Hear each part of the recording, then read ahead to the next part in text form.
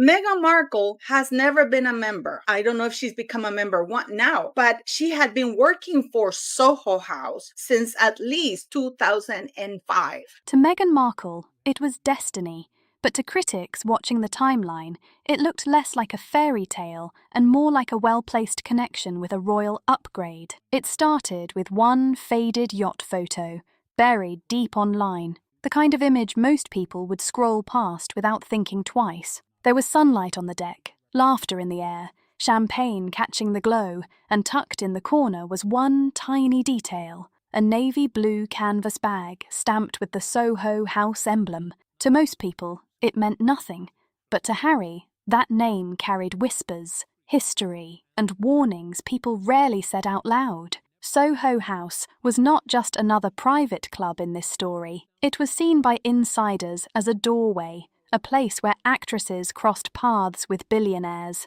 models mixed with politicians, and rising names could suddenly find themselves one handshake away from royalty. That was when Meghan's public love story started looking shaky. The media sold it as magic. An actress meets a prince by chance.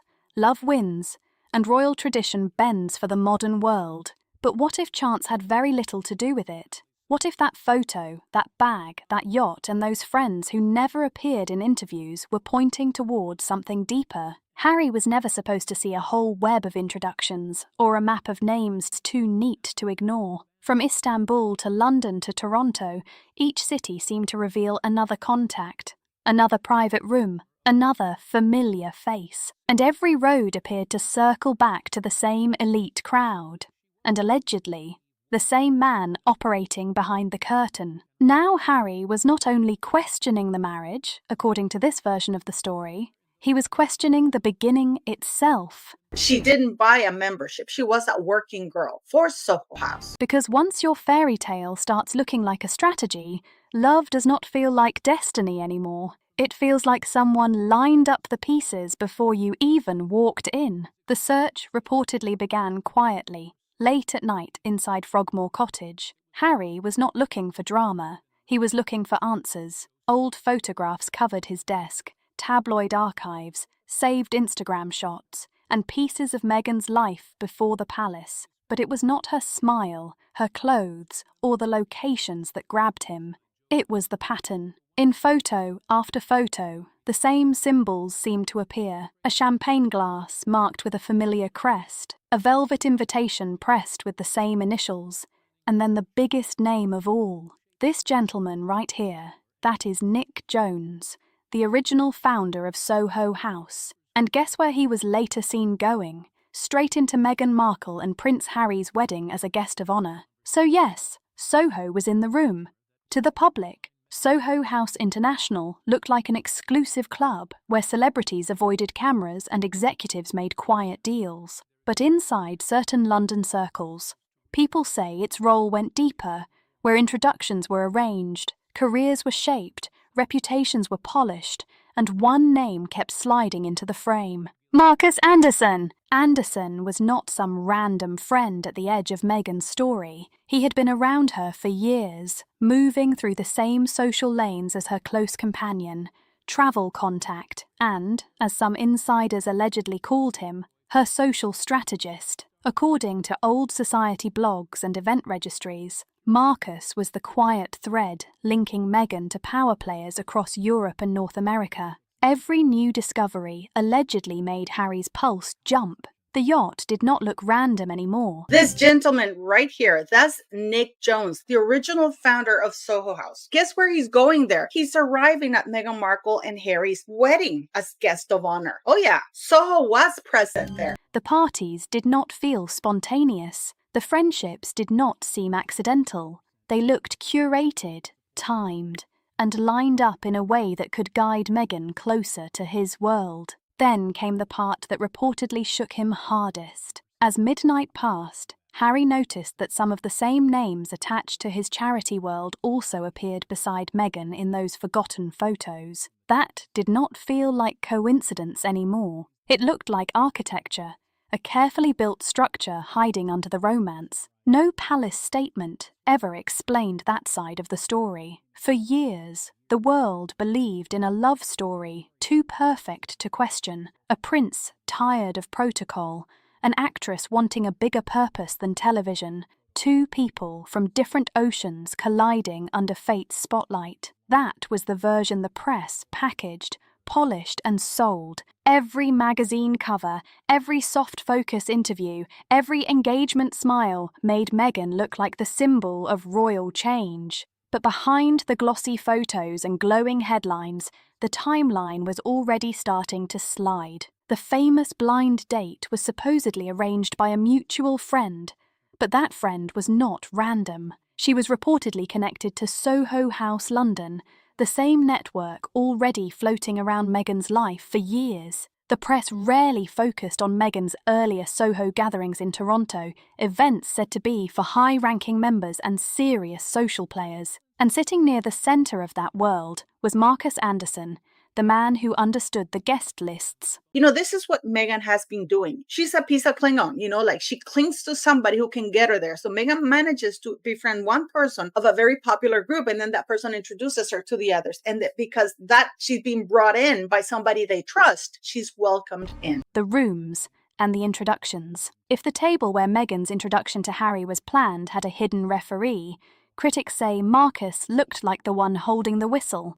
Every so-called coincidence had a footprint. Every encounter had a host. To the public, it looked like chemistry, but to people inside that circuit, it looked like social geography. Even the early photos, the park strolls, the private weekends, and the Botswana escapes moved with a media rhythm too smooth to feel accidental. Someone, it seemed, was polishing the image before the cameras fully arrived. And while the world cheered the engagement, very few people noticed how neatly Meghan's old social circle blended into Harry's own. Different worlds, same faces, same rooms, same quiet names. That is when the fairy tale stopped looking like it was written by destiny. It started looking like it had been directed by design, and the script was only starting to crack open. One discovery led to another, and once Harry allegedly began digging, the connections multiplied faster than he could sort them. Socialites, donors, business figures, and old contacts he had heard about through charities suddenly started showing up in Meghan's earlier photo trail.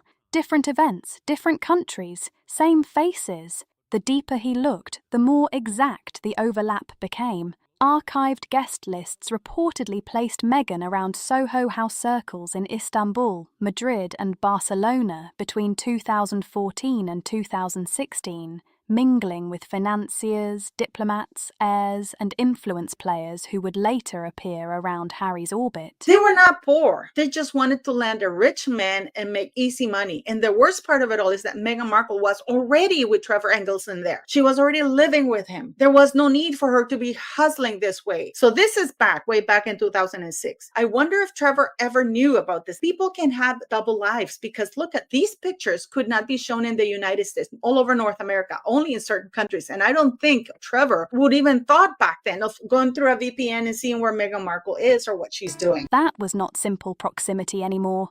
That was overlap. Old blog posts from society writers allegedly described Marcus Anderson's gatherings as curated nights meant to match ambition with influence. In street terms, it was not just a party, it was a room where people were placed with purpose. Harry reportedly began to wonder if he had been the first royal figure Marcus had tried to pull close. Meghan may not have been the first actress to enter those circles either, but according to this version, she was the one who understood how to stay in the room. Then, the money questions came knocking. Soho memberships, international flights, private villas, and luxury access did not seem to line up neatly with a cable actress salary. Some invoices allegedly hinted that certain expenses were handled through corporate partnerships, not straight from personal accounts. Plain and simple, critics claimed someone else may have been covering the bill. When Harry reportedly reached out to old acquaintances,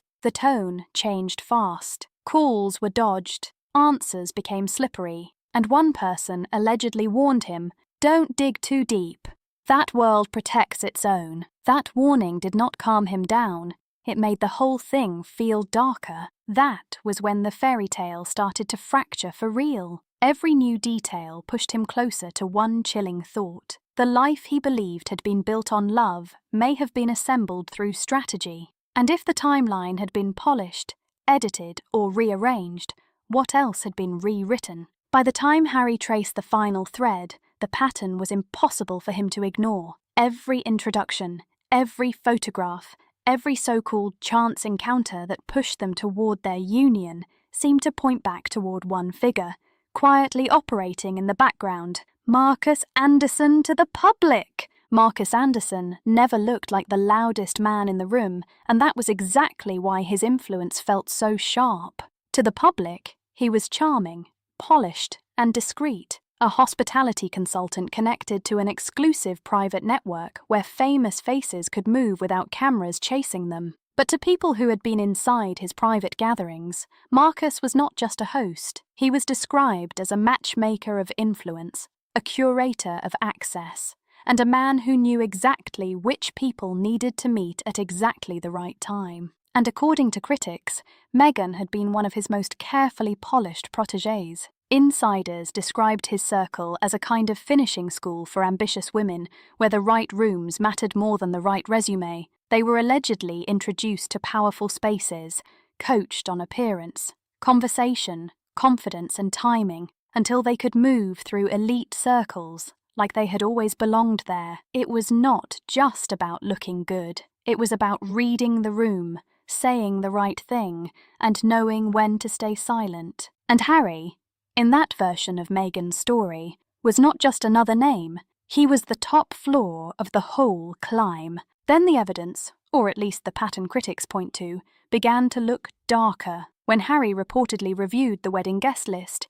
he noticed something that did not sit right. Many of the attendees on Meghan's side appeared linked to Marcus's network. Brand executives, club directors, media figures, social players, and quiet power brokers who had very little to do with her years as a working actress. The ceremony that millions watched as a royal love story suddenly looked different in hindsight. Not just a wedding, not just romance. To critics, it looked like a carefully staged summit, where old connections and future deals were standing under the same chapel roof. Then came the memory that allegedly haunted Harry the most. An old voicemail from William, a warning wrapped in concern, still sitting in the back of his mind. Be careful. You're not marrying into a romance. You're marrying into a strategy. At first, Harry dismissed it as jealousy, family pressure, maybe even another attempt to slow him down. But later, he allegedly did not hear it that way anymore.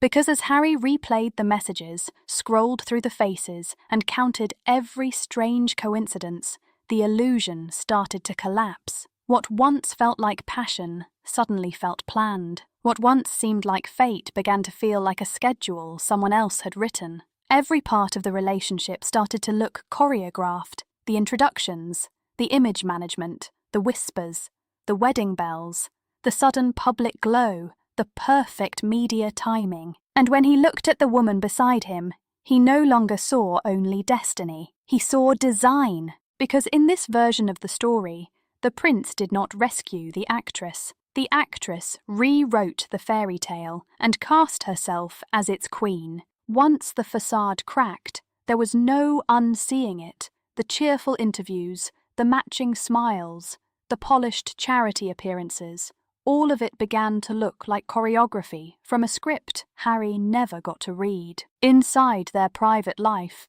the small shifts started standing out more than the big headlines. Conversations that once felt spontaneous now seemed rehearsed. Meetings appeared on the calendar that he did not fully understand. Names mentioned casually in private later showed up in press leaks almost word for word. Every move he made, every statement he gave, every emotional confession seemed guided, softened, reframed, and filtered through Meghan's growing team of advisors. And many of those advisors, critics claimed, had roots in or around the same Soho House world. What was once love began to feel managed. When palace aides described Meghan as savvy, critics heard strategic. When journalists called her independent, Insiders whispered calculating, and when Meghan said she was breaking free from royal control, she was also quietly building her own empire. One brand deal, one documentary, one interview, and one image contract at a time. Harry, once one of the most untouchable royal names in the world, reportedly began to feel like an accessory in his own story. He was no longer the headline. He was the supporting character in hers. Even his memoir, insiders claimed, carried traces of ghostwriters and outside shaping from people connected to Meghan's media circle. The voice sounded like Harry, but the framing, critics argued, did not feel completely like him. And through it all, Marcus Anderson remained close, a shadow advisor seen around private events, whispered about in media introductions, and credited by some for networking oversight. The same name kept appearing, the same pattern kept repeating, the same quiet influence seemed to follow every major turn. By the time Harry allegedly realized how much control had shifted, it was already complete. Meghan had mastered the one skill no royal training ever truly teaches: narrative ownership. She did not simply escape the institution. Critics say she learned how to replace it with a machine of her own. And the prince who once rebelled against the crown now found himself tied to something quieter, sharper, and far more difficult to challenge. Because sometimes the throne is not made of gold. Sometimes it is made of influence, access, headlines, and the power to decide which version of the story survives. And Meghan sat on that throne without ever needing a crown. When the royal gates finally closed behind them, many believed Meghan and Harry were walking into peace, freedom, and silence. A life without palace control, without royal rules, without cameras waiting outside every door. But the silence never came, because Meghan understood one truth better than almost anyone around her. In a world built on image, the person who controls the narrative controls everything. Almost overnight, her team expanded. New PR firms came in. Hollywood strategists entered the picture. Image consultants, brand experts, and media handlers started shaping a new kind of royal celebrity, one that did not need Buckingham Palace, but still used royal tension as currency. The documentaries, the interviews, and the tell-all projects were not just confessions. Critics say they looked like campaigns. Every production seemed carefully timed, a royal controversy here, a personal revelation there, a soft emotional profile when criticism grew louder, and a new rebrand whenever public questions started to sharpen. When the headlines turned rough, sympathy followed. When doubts appeared, another emotional angle arrived. When people questioned ambition, the message shifted toward survival and healing. Insiders close to production circles later claimed that early drafts of their series were heavily adjusted after Meghan's review sessions. Scenes were softened, quotes were reshaped, and the overall story was not simply told.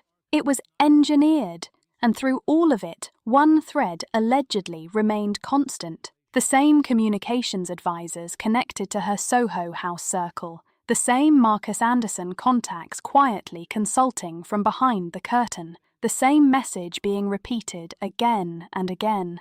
Meghan the victim, Meghan the visionary, Meghan the voice of change. Even Harry's public tone began to shift, from outrage to apology, from independence to echo, from raw anger to carefully shaped explanation. He was no longer only telling his own story, he was defending hers. Media experts call that narrative inversion, a slick masterclass in flipping perception, turning scrutiny into sympathy, ambition into activism, and strategy into survival. By the time the cameras stopped rolling, one fact became clear in this version of the story. Meghan had not escaped the monarchy's media machinery. She had rebuilt it with herself at the centre, and in that world, truth is not always exposed.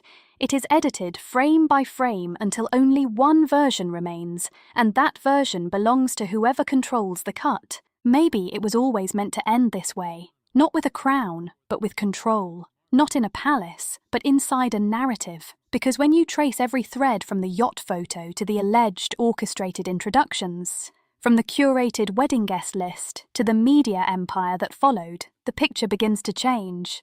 It stops looking like a simple romance story.